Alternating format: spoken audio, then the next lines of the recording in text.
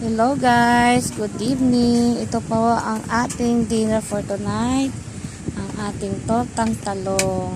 Yan po, luto ni Alex. At ang akin pong paksiw na tambal. Yan guys, kain po tayo. Sino po ang mahilig sa tortang talong? Pwede po natin isaw-saw sa ketchup. At Marcelino.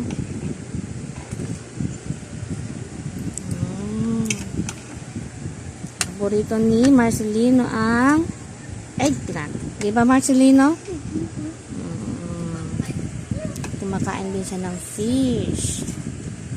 Thank you for watching guys. Kain po tayo.